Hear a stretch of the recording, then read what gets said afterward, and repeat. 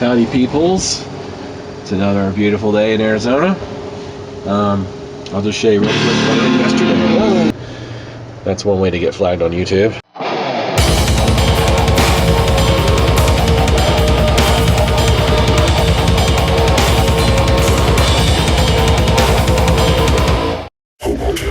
What I did yesterday was I finally installed this light. So that is accessible from the seat where I'm going to probably be spending most of my time. Also, you can reach in from the door and turn it on, which is nice. So I got that in. All I need to do is get this cable tied down. I have some cable ties coming in that'll allow me to kind of get that cable situated so that when I put stuff in here, it's not gonna like yank on it or anything, because that was been kind of a concern. And yeah, it's like super windy today. The next thing, here's my dilemma. Do I want to put the LED strip lights up, which I do have wired in? Yeah, it looks kind of sloppy right now, but basically I have to figure out. I'm probably gonna use some of that clay stuff in the hole and just have just the tip of the LED sticking out for the. That's for the infrared remote, which I did test works from both sides of the van. And I do have the wiring, which was a little bit of a pain in the ass to get that hole drilled. And I have the module stuck up there with some hook and loop Velcro. And basically this is where the power comes in. I have it hooked up right now, but I was playing with this yesterday. It works great. There's the remote. So basically what I have to do is I have these aluminum strips that the LED stuff goes into, and that's what is going to go all the way around. Now I have to decide, am I going to do that today, or am I going to put in my porch light? Yeah, the porch light is going to require me to drill holes in the van. Oh, you know what? It's in the garage because I didn't want it to get hot. Dicor butyl tape that I'm going to use to mount the porch light to the front of the van, or to the side of the van. I'm going to mount it to the metal instead of the fiberglass. I think it'll look better, seal better, and I just really don't like the idea of drilling holes in the fiberglass. So I'm probably going to have to when I put the solar on, but I'll deal with that when I deal with that.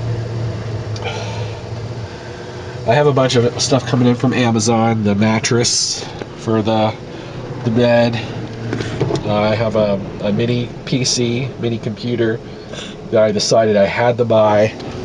I was trying to avoid to buy and get another computer, but I basically needed a mini 12-volt computer to run my my file shares, because I have terabytes of drives that have a lot of data on it, and I couldn't figure out any way to really, 12-volt power is not a problem, but it's not a network device. It's a USB device. It's a USB enclosure with 4 hard drives in it. And when it comes to my JBOD, I call it JBOD, just a bunch of disks. It's a JBOD enclosure that I'm going to run up 12 volts by using I ordered an adjustable voltage regulator. I was going to build one. I actually have the parts here. You see right there, the little digital thing. I was going to build one, and I realized that is a step down converter only. It will not step up, and there's times where voltage might be below 12 volts. It might be like 11.5 volts. I want it to be able to step up to 12 volts, basically keep it at 12 volts no matter how much fluctuation happens in charging or discharging of the batteries. I had a decision to make to either buy a NAS, an expensive NAS unit, and plug it into the network, because I'm going to have a network router in here that's going to be for my Wi-Fi. I can either plug it into that, and they're talking at least $100 for the cheapest NAS I can find, and most of them won't even do for 4 hard drives, or use my existing 4 hard drive enclosure and hook it to a mini computer that would just sip power. And I found one that runs on 2 watts. Then I'm gonna put it down here with the rest of the stuff, hardwired into 12 volts using that voltage regulator, and put that basically on a network, so I can have my file shares over wireless in the van and outside the van. I mean, the antenna is so powerful that I probably could go, you know, on a picnic table or something 100 yards away and still get my data, which would be kind of cool. So that's what I decided to do. I decided to spend $100 on one of those mini computers instead of $100 on a very cheap NAS enclosure. The mini computer will also allow me to set up a security system, that's something I wanted to do anyway. So I decided just to go ahead and fork out the $100 and get the mini computer, and that should be coming in a couple of days. So I think what I'm going to do is, I don't know, let's sit down for a minute and think about it, because I really want to get that porch light installed. If I get the porch light installed, that will close up, that'll finish out the wiring that I got, because this is a mess. I'd be able to wrap everything up here, because until I install the solar controller, which will probably make me take this panel off yet again. In fact, I probably won't even bother putting the panel back on for a while. But at least all the wiring running up and down, back and forth and stuff, it will be done for now. I do have the switch in place. I think I showed you that. So basically, that's for the porch light. So the wiring and power and everything's ready to go. All I have to do is drill the holes and then die cord the thing to the side of the van. So I don't know, I might do that today, or I might do the LEDs. And I'm kind of thinking I might just start with the LEDs today. It's really, really windy out there, and the fact is, if it's really windy, it's going to be hard to deal with that light. So on the outside, I'll wait till it's a little more calm and then install that. It's not going anywhere. Yes, I do sound like I'm all clogged up. Man, its wind is crazy.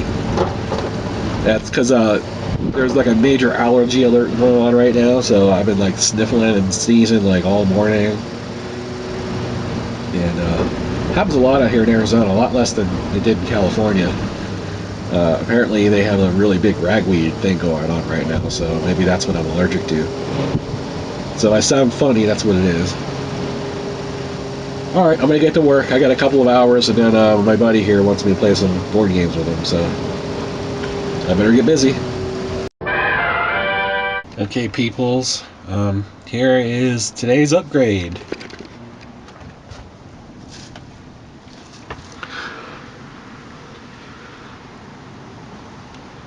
Isn't that cool? I got the lights in. They're full RGB. I can adjust the brightness and the color, and it has like all these like fading modes and stuff and cool shit like that. I can watch and see how much power the lights are taking. So let's shut them off. You'll see it drops down to just about 2, as that's the overhead for everything. 2 watts. That's watts, by the way, not amps, even though it says amps on there. So lights on white, full blast.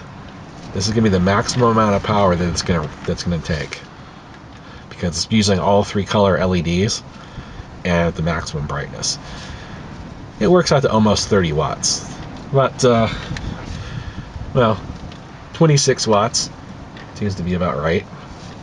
And then, yeah, that's an excessive amount of power.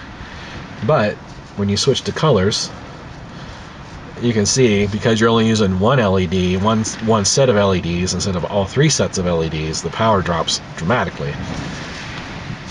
You can see the different colors actually have different power requirements, with blue, seems like, being the lowest. And then green is the next higher. Actually, I thought the blue was the lowest. Well, I guess it's about the same. Red, for some reason, takes a little more. I don't know why. So red, all the way down, only takes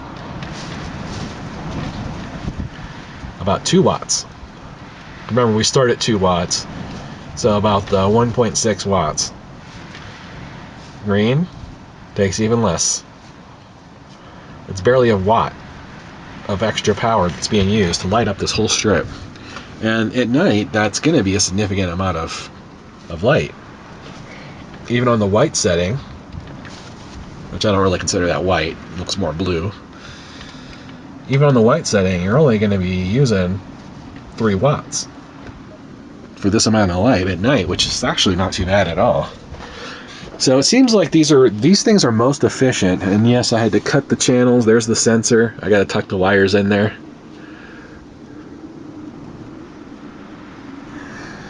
But yeah, it's not the best cutting job in the world. But, you know, it is what it is. It should absolutely provide some one-button light to the entire van, which is the one thing that I've been wanting to do. Oh, and yes, I don't think I showed this to you earlier, but yeah, this is the door lighting. When I have the door open, so that whole thing lights up when the door's open.